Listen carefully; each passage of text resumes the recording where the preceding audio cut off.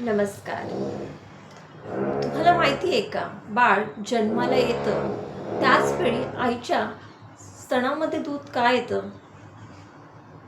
तुम्ही म्हणाल, हा कसला प्रश्न? पण तुम्ही कधी विचार केला आहे का, की नेहमी आईच्या स्तनामध्ये दूध असतं का? तर नाही. मग बाळ जन्माला यायच्या काही दिवसाआधीपासूनच तिथे दूध का येतं? निसर्गाची ही कुठली किमया आहे, हे आज आपण जाणून घेणार आहोत. आपण जन्माला येण्याआधी देवाने आपली सगळी काळजी घेतलेली असते. म्हणजे आपल्याला भूक लागल्यावर आपल्याला दूध लागेल म्हणून आपल्या आईच्या स्तनामध्ये दुधाची सुद्धा त्यांनी व्यवस्था केलेली असते. त्याचप्रमाणे या भूतलावर आपण आल्यावर आपल्याला एकटं वाटू नये म्हणून आपले नातेवाईक, आपली आई, आपले बाबा, आपली बहीण, भाऊ आणि इतर नातेवाईकही यांची सुद्धा उपयुक्तता ठेवलेली असते. म्हणजे हे सगळे आपल्या भोवताल असतात का? तर एक नवीन जीव जन्म घेणार आहे, त्याला कुठेही एकटेपणा जाणवू नये. त्याचप्रमाणे निसर्गाने सुद्धा काळजी घेतलेली असते. नैसर्गिकरित्या सुद्धा झाडे, पाणी, सूर्य, चंद्र, हवा, नद्या, वारा या उपयुक्त असलेल्या सगळ्या गोष्टी निसर्गाने निर्माण केल्या आहेत. तरीही आपण कसला विचार करतोय? तरीही आपण कुठलं टेन्शन घेतोय? जर देवाने आपण जन्माला येण्याच्या आधी हे सगळं तयार करून ठेवलेलं आहे, तर मग त्यांनी आपलं जीवन कसं जावं यासाठी सुद्धा प्लॅन तयार केलेला असेल. परंतु आपण हा विचार न करता की अरे आपल्याला देवाने इतकं छान आयुष्य दिलेलं आहे, हा विचार न करता आपण ज्या गोष्टी गरजेच्या नाही आहे, माझ्याजवळनं हीच कार हवी होती, मला तीच कार हवी होती, मला हेलिकॉप्टरच घ्यायचं, यासारख्या गोष्टींचा विचार करून आपलं हे सुंदर आयुष्य आपण नेस्तनाबूत करतो. माणूस आणि प्राणी, पक्षी यांच्यामध्ये काय फरक आहे?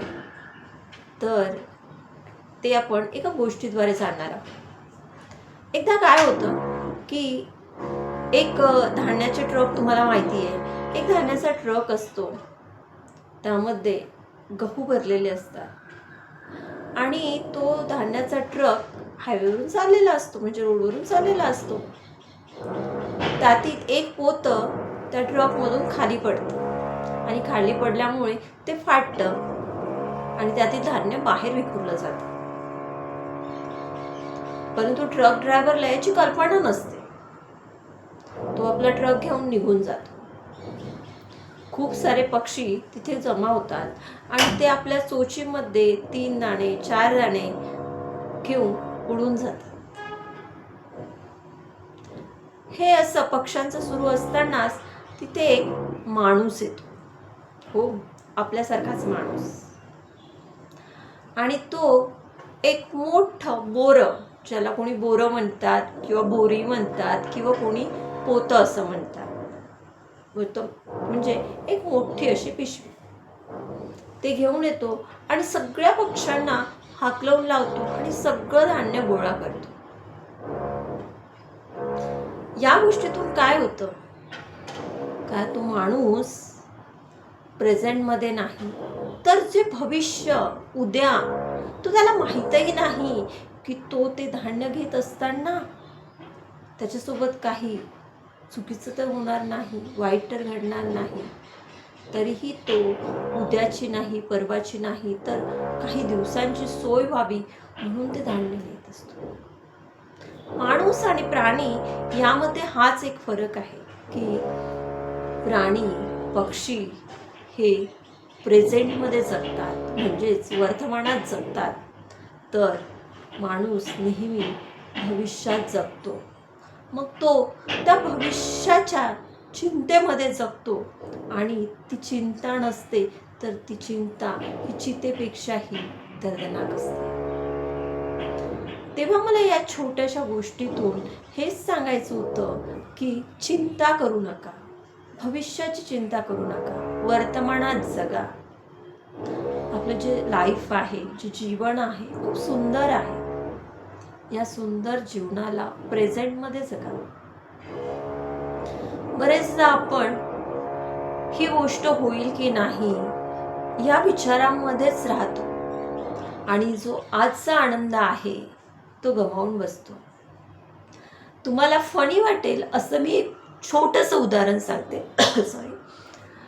की एका मुलीचं लग्न होतं आणि आता लग्नाचा दिवस, लग्नाचा प्रसंग म्हणजे आनंदाचा प्रसंग. परंतु ती मुलगी भविष्यात होणारी या गोष्टीवर विचार करत होती, चिंता करत होती की माझ्या नवऱ्याशी पटेल का. आता मला या सोप्या उदाहरणावरून सांगा की तिचं जे लग्न होत आहे तर लग्नाचा आनंद तिने उपभोगावा की उद्या माझ्या नवऱ्याशी पटेल का या विचारांमध्ये जगावं. मी तुमच्या उत्तराची वाट बघतीये. कमेंट करून मला नक्की या प्रश्नाचं उत्तर द्या की जर त्या मुलीच्या जागी तुम्ही असता तर तुम्ही काय केलं असतं. प्रांजल माइंड केअर या यूट्यूब चॅनलवर जर तुम्ही नवीन असाल तर चॅनलला नक्की सबस्क्राईब करा. व्हिडिओ आवडल्यास लाईक करा. असेच व्हिडिओ आपल्यासाठी मी घेऊन येणार. तू तास इथेच थांबतीये. धन्यवाद.